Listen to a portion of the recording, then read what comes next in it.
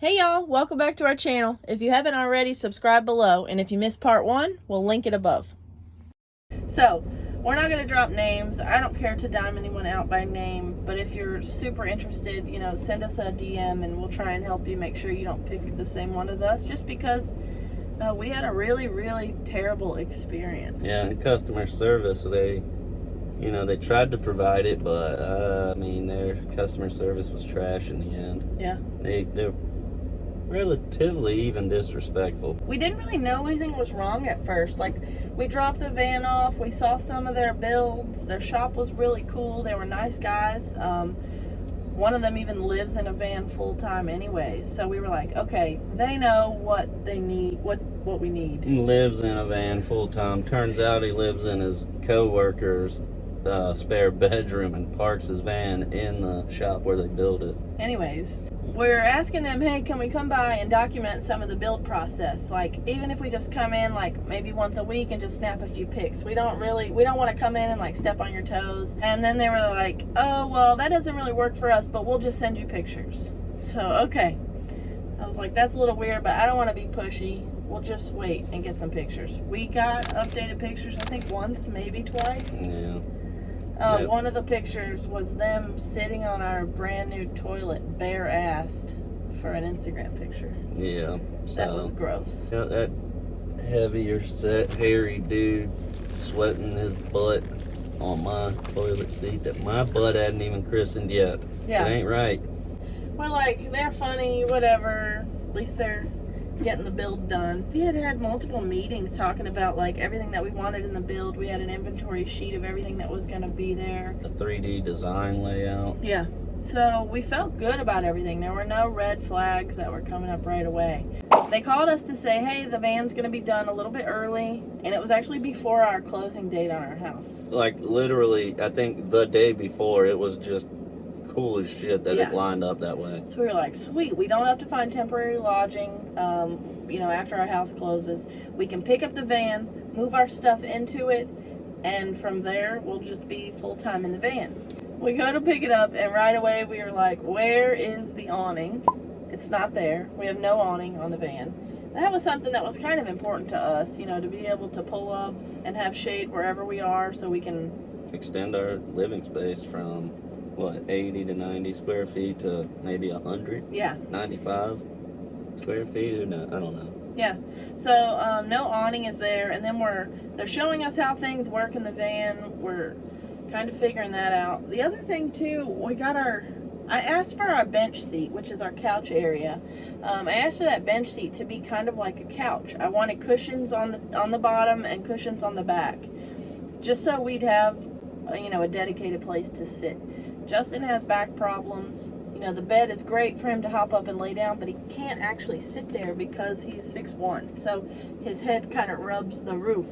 So the couch area was important, but anyways, all they did was tack down a little bit of carpet on top of the bench. It was no couch, it was literally just a bench seat. Like a boat deck. Yeah.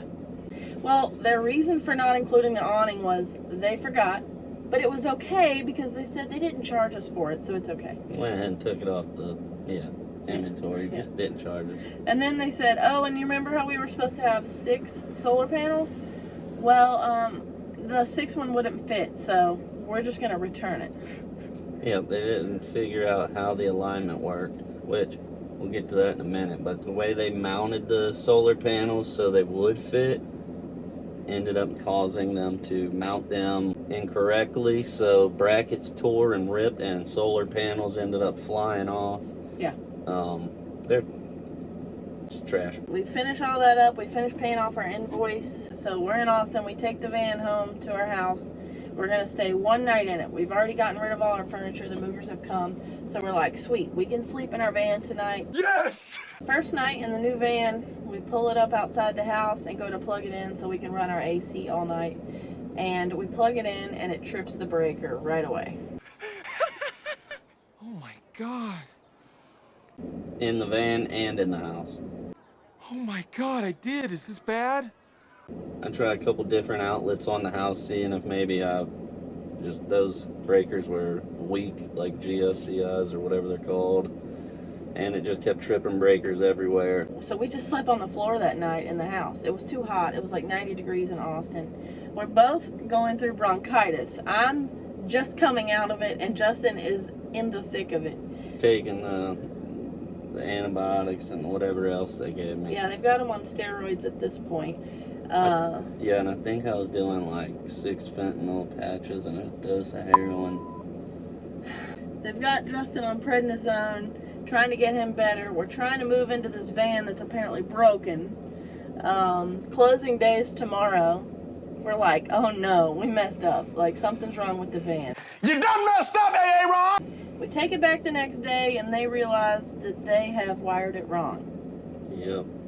They supposedly just had the wires backwards or something. So they fix it. So they just rewired something back there. They say, oh, you're good to go. We decided to pay for a night at a campground just to test it out. Yeah, because we had also closed on our house now. Yeah. So we didn't have that. We had to sleep in the van. Or with a friend or an Airbnb. Good point. If nothing had went wrong, we would have just drove the van back to Virginia. We were going to start our road trip towards Virginia, where our family's from. And just kind of take in the scenes along the way. But at this point, we're like, we don't trust this van. Something's already wrong with it. So we go to this campground, we plug in, and we're so thankful. Everything's working. We're like, you know what? This isn't so bad. We'll be all right. We go to sleep. We have the AC pumping. We go to lay down. We both look at each other. We're like, it's okay. We'll both feel better tomorrow. This AC is going to feel great tonight. We roll over. Not even 5 minutes in, everything goes dark. At this point, we're just so sick, and it's so hot. It's like 90 degrees at night, summertime in Austin. The humidity's like 100%. And again, we're both sick, so we're freaking out. With bronchitis. Yeah.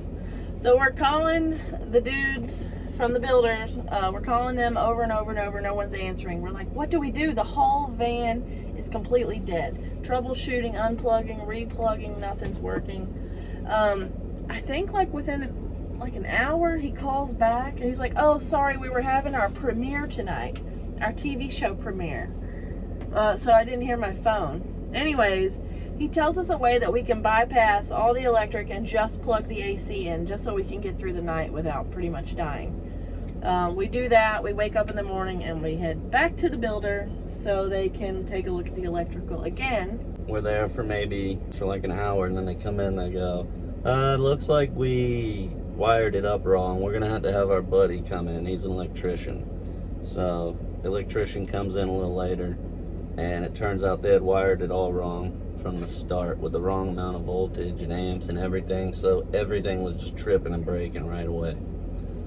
And the plug where they put the shore power on, they had to switch that out from a 15 to a 30 amp. Where the 15 amp was, they had 4 holes in the sheet metal of the van. And when they switched the 15 amp plug out for the 30 amp, those 4 holes didn't align. So they flipped the shore power plug upside down to where now it's not a big deal, but when I plug in my shore power, the cable goes up and bends and stresses itself out. Yeah, they did it upside down. Yeah, because they had clearly tried to go through the previous holes, but they just drilled whatever holes they wanted, like tearing sheet metal to try and make it fit right.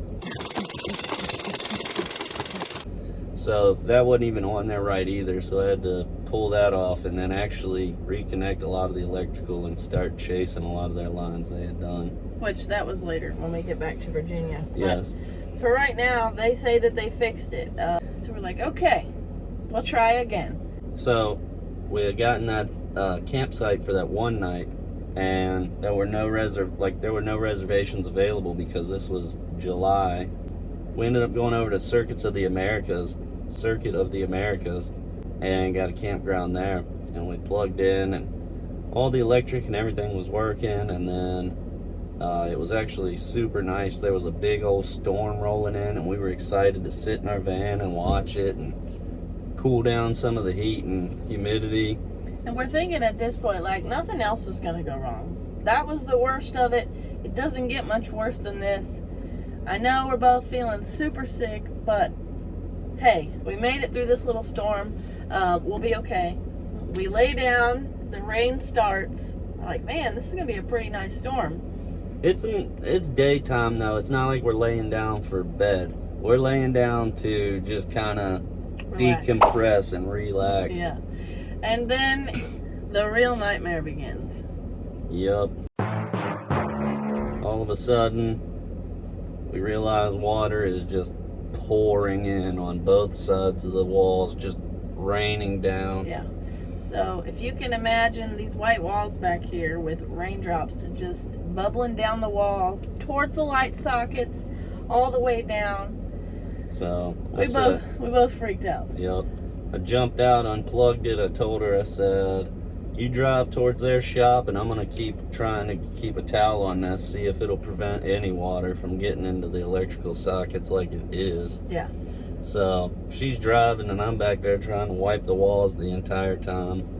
And we get there, and funny story, they didn't seal the roof rack when they put it on top of the van. So it was just, they drilled holes and set some washers down and bolted it in and just left the water to run in.